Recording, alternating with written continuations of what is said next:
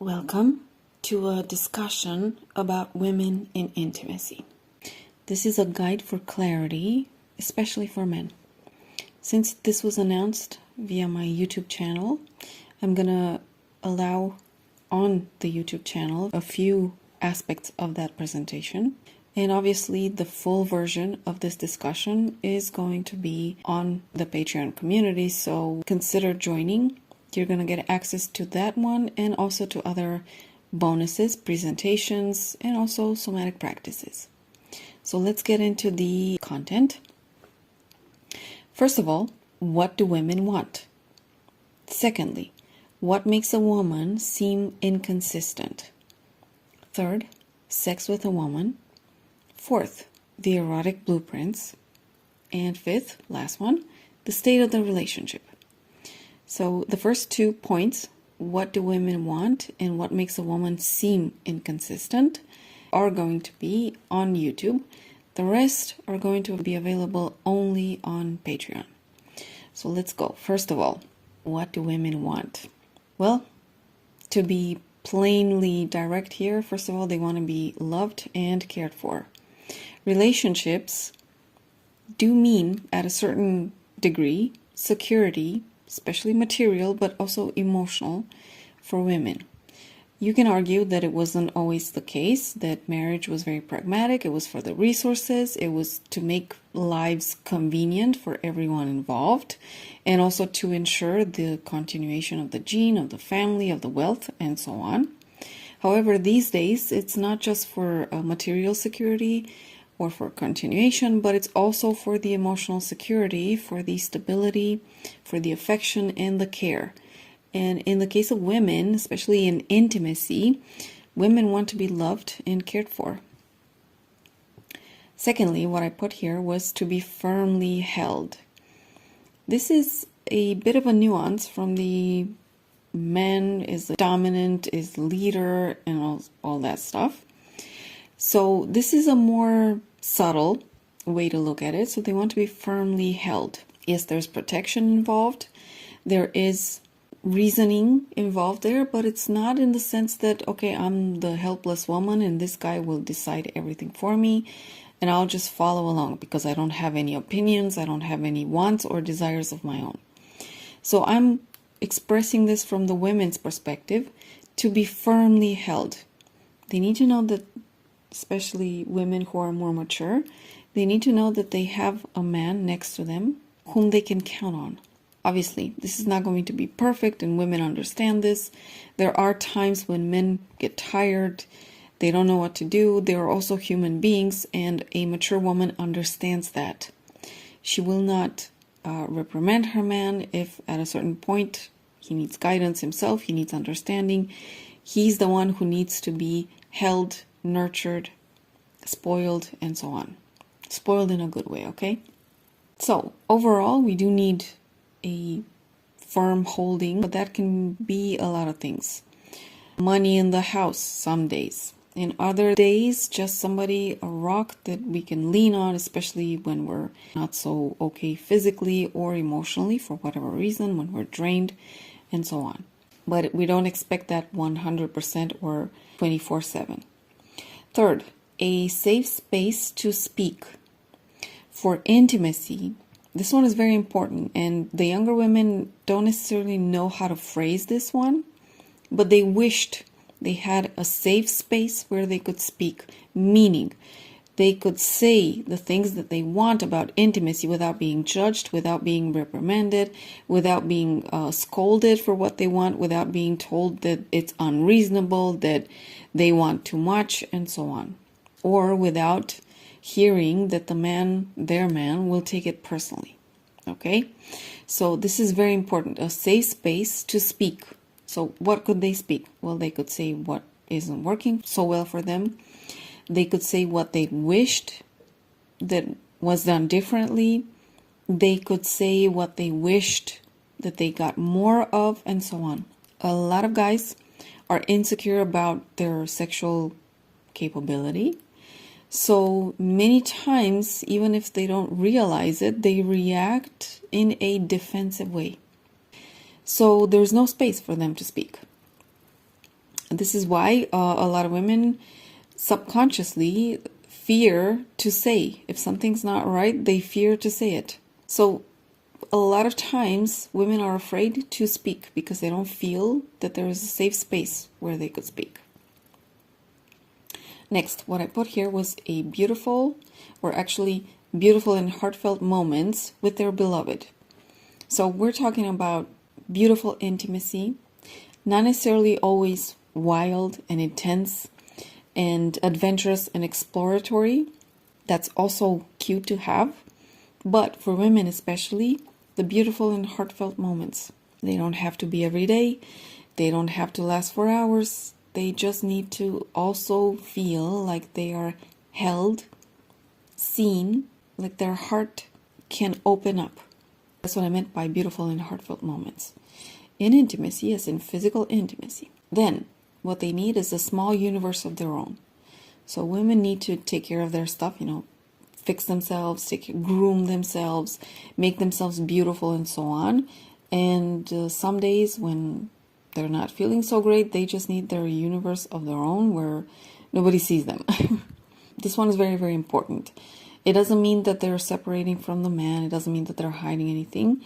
No, it just means that they want their own little space where they can be themselves with all their imperfections, where they can take care of themselves and not be seen in a weird way from their perspective. So their privacy, basically. Next, a personal dream fulfilled. Yes, women also have dreams. They have aspirations, whether it's for their personal life, for their health, for their body, for their hobbies, for an intellectual endeavor, and so on. So women too need a personal dream fulfilled. Okay, they need to feel like they're their own person. This is what also magnetizes them and boosts their drive to show up with excitement and intimacy, because they've got their great thing going on, which is fulfilled and it is beautiful from their perspective, and they rejoice in that. What women also want is to be proud of their man's achievements, your achievements as the man listening. Yes, they want to know that you're killing it out there, figuratively speaking, and they want to be proud of that. And they also need and want for you to be proud of her achievements. Very important. So these are a few things for me general. Obviously, every woman is her own individual, so there might be particular things, and ideally you want to ask this one, okay? Just ask her. What do you wish for? What would you love to have? These are the kind of questions that you can ask so that you can get your own answers. All right. Now, what makes a woman seem inconsistent? This is going to be a longer discussion, but basically, gentlemen, you need to know that everything ties to their hormones. This is our body's software. Okay, the hardware is the body, the software, the hormones. They are connected to everything. Okay, they influence how the energy levels are. They influence the health of the entire body, and they influence even the functioning of the brain. This is why it's very important for women to avoid taking birth control pills or hormonal pills up until as close as possible to the age of 25, when the brain finishes to develop. Obviously, in reality, that may not always be possible. However, it's a good point to consider, to not take hormonal pills too early on. Now, women's hormonal profile has 4 phases, okay? The 4 stages, and we're talking about women in the fertility stage. Okay, so who are fertile, who can give birth. So women who have menstruation. It changes a bit after menopause, but for now we're going to talk about the 4 essential phases. So please note that in these 4 phases, emotions and moods may vary. So let's go. The first phase. This one is the menstrual phase, and it's considered days 1 through 5. It can differ. Some women can bleed for a much longer period, 6 days, 7 days. Okay? If there's anything going on beyond that, there might be some hormonal issues, and usually, she knows to go to the gynecologist or OBGYN to see what's going on with her hormones. Why is her menstruation longer than 1 through 5 or 6 or 7 days? At this menstrual phase, all her hormones are low. So we're talking estrogen is low, progesterone is low, testosterone it can be slightly higher than the estrogen or progesterone level. However, it is still considered to be at a low level. Women's testosterone is usually very low compared to that of men. So what's going on in the menstrual phase? There's the shedding of the uterine lining, and basically the period bleeding begins. A lot of women experience the most difficult times in the first and the second day. Women who have endometriosis or adenomyosis, so these are basically the uterine lining grows in other places, not just in the uterus.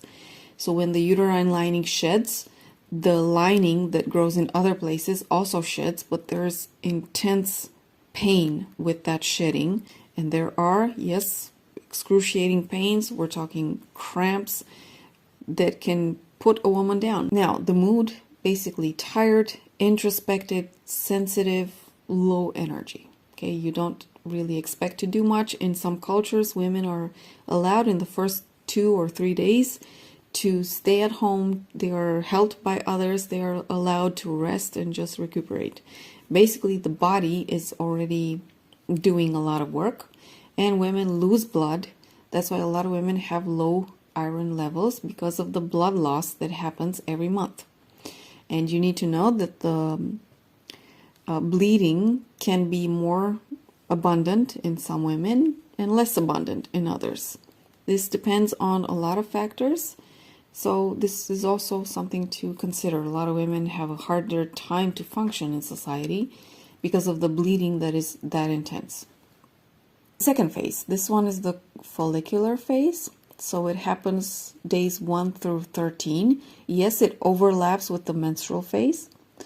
Basically, from day 1, when the estrogen is the lowest, it gradually starts to increase. So from day 2 onward, basically. Essentially, what happens in the body is that it prepares an egg for ovulation. So the mood in those, let's say from 5 to day 13 especially, uplifted, optimistic, creative, energetic. So you're going to see that on her. Okay, phase 3. This one's the ovulation phase. Essentially, this one is just a day. So it's around day 14.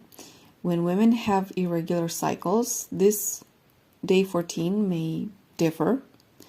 Also, some women may not ovulate. This also happens especially with the pollution in the air, with the microplastics that we have in water, in food, in the air also. In a lot of cases, the infertility issues that we see now is because of the modern lifestyle that has a lot of pollution of the soil, of the water, of the food, sometimes even through the clothes that we wear. They contain plastic, the air that we breathe. All right, so this one is no joke. What happens in ovulation phase? When there is ovulation, an egg is released from the ovary in order to be fertilized. And basically, all her hormones are at a higher level. This is when women are especially confident, highly social, outgoing, magnetic. Their sex drive is at its peak when there's ovulation day. Yes, there's also the chance that they can get pregnant. And sometimes you need to understand, even 2 or 3 days before ovulation, if they have unprotected sex, there is a chance that they can still get pregnant. The sperm, it doesn't die when it's released in the body. Some sperm can survive up to 2 or sometimes even 3 days in the woman's body. So you need to be careful with that if you don't want to get pregnant. Phase 4, luteal phase. This one is days 15 through 28. This is when the progesterone rises in the woman's body, and basically the entire body prepares for a possible pregnancy. Uterine lining gets thick. Now her mood is focused, oriented inward again, maybe irritable or sensitive, And this one is especially when it's getting close to the PMS, basically close to day 1 when the bleeding starts. Now, you need to know, again, like I said in the beginning, that some women have irregular cycles. So those phases might have different lengths, okay? They might take longer, they might come up at different days. So this needs to be, you need to discuss this with your woman, basically. She will know exactly, or much better, if she has a 28-day cycle, if she has a 32-day cycle, if she has a 35-day cycle, or if some months it's 35 days, other months it's 32, other months 27, and so on. Okay, this can also happen. Yes, usually there are hormonal reasons behind it, or in some cases, it can also be due to stress, improper nutrition. There might be other causes which also can affect a woman's cycle and the duration of it. Also, what we need to say here, if women are on birth control pills, then they might have extremely unusual or strange emotional expressions. Okay, some women might be more irritated, some women might be more dramatic, some women might cry a lot. They might snap from just the smallest things, which may seem to a person that is not on birth control pills that is just unreasonable, or just there's something wrong with her.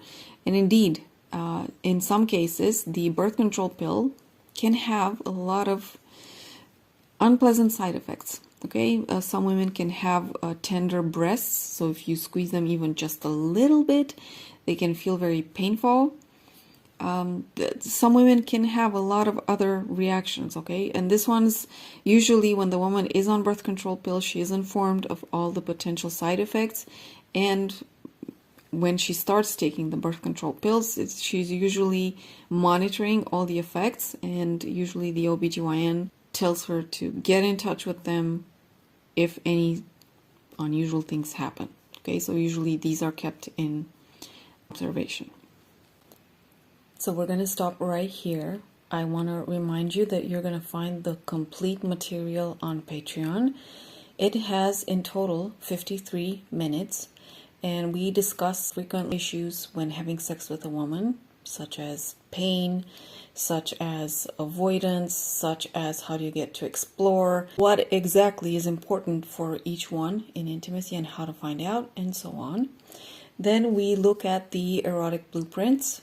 This one is very, very important to understand. Not many people are aware of this.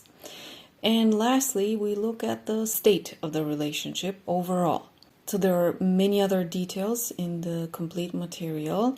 If you have the time and the money, we're talking $12 plus tax, to enter the Patreon community and listen to that, it's going to be a very good investment.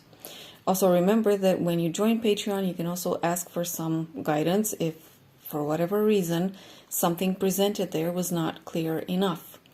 So always keep in mind that this is an investment, and it's an investment in your education or your frequent questions, some concerns, and it's not the same as the payment of a full coaching session or therapy session or counseling session or so on. All right, so this is a very accessible material for you to study in your own rhythm. I hope that you enjoy it, and I will see you in the Patreon community.